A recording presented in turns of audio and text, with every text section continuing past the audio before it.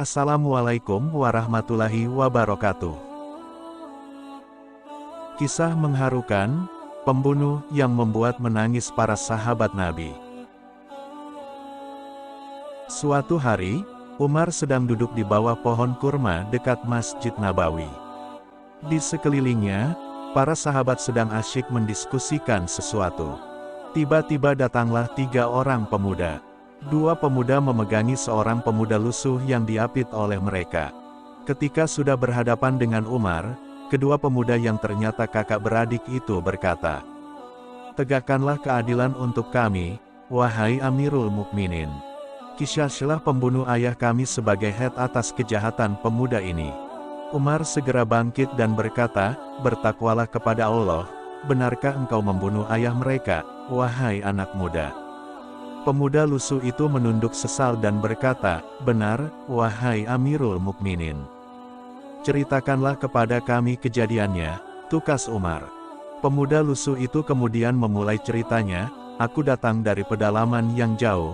Kaumku mempercayakan aku untuk suatu urusan muamalah untuk kuselesaikan di kota ini.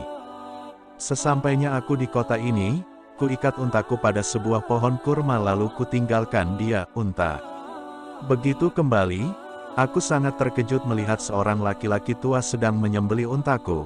Rupanya untaku terlepas dan merusak kebun yang menjadi milik laki-laki tua itu. Sungguh, aku sangat marah. Segera kucabut pedangku dan kubunuh ia, lelaki tua tadi. Ternyata ia adalah ayah dari kedua pemuda ini.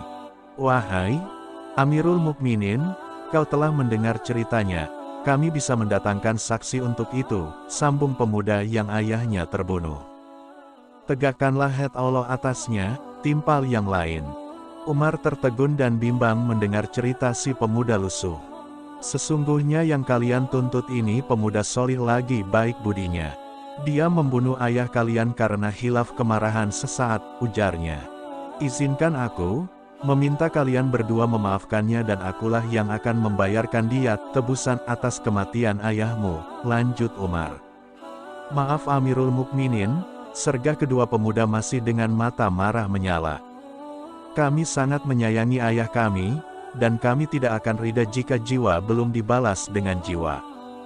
Umar semakin bimbang, di hatinya telah tumbuh simpati kepada si pemuda lusuh yang dinilainya amanah, jujur, dan bertanggung jawab.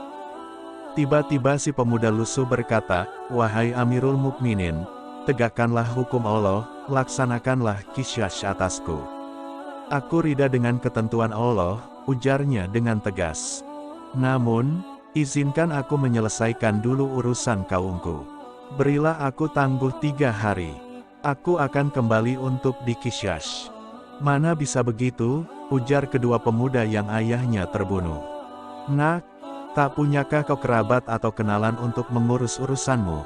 tanya Umar. "Sayangnya tidak ada, Amirul Mukminin. Bagaimana pendapatmu jika aku mati membawa hutang pertanggungjawaban kaumku bersamaku?" pemuda lusuh balik bertanya kepada Umar. "Baik, aku akan memberimu waktu 3 hari. Tapi harus ada yang mau menjaminmu, agar kamu kembali untuk menepati janji," kata Umar. "Aku tidak memiliki seorang kerabat pun di sini. Hanya Allah lah penjaminku wahai orang-orang beriman," rajuknya. Tiba-tiba dari belakang kerumunan terdengar suara lantang. "Jadikan aku penjaminnya, wahai Amirul Mukminin." Ternyata Salman Al-Farisi yang berkata. "Salman," hardik Umar marah. "Kau belum mengenal pemuda ini, demi Allah, jangan main-main dengan urusan ini. Perkenalanku dengannya sama dengan perkenalanmu dengannya, ya, Umar. Dan aku mempercayainya sebagaimana engkau percaya padanya," jawab Salman tenang. Akhirnya dengan berat hati, Umar mengizinkan Salman menjadi penjamin si pemuda lusuh. Pemuda itu pun pergi mengurus urusannya. Hari pertama berakhir tanpa ada tanda-tanda kedatangan si pemuda lusuh. Begitupun hari kedua, orang-orang mulai bertanya-tanya apakah si pemuda akan kembali. Karena mudah saja jika si pemuda itu menghilang ke negeri yang jauh. Hari ketiga pun tiba, orang-orang mulai meragukan kedatangan si pemuda, dan mereka mulai mengkhawatirkan nasib Salman, salah satu sahabat Rasulullah Shallallahu Alaihi Wasallam yang paling utama. Matahari hampir tenggelam, hari mulai berakhir, orang-orang berkumpul untuk menunggu kedatangannya. Dan si pemuda lusuh, Umar berjalan mondar-mandir menunjukkan kegelisahannya. Kedua pemuda yang menjadi penggugat kecewa karena keingkaran janji si pemuda lusuh. Akhirnya tiba waktunya penkisyasyan.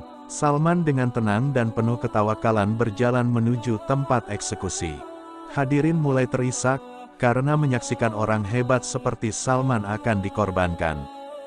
Tiba-tiba di kejauhan ada sesosok bayangan berlari terseok-seok, jatuh, bangkit, kembali jatuh, lalu bangkit kembali.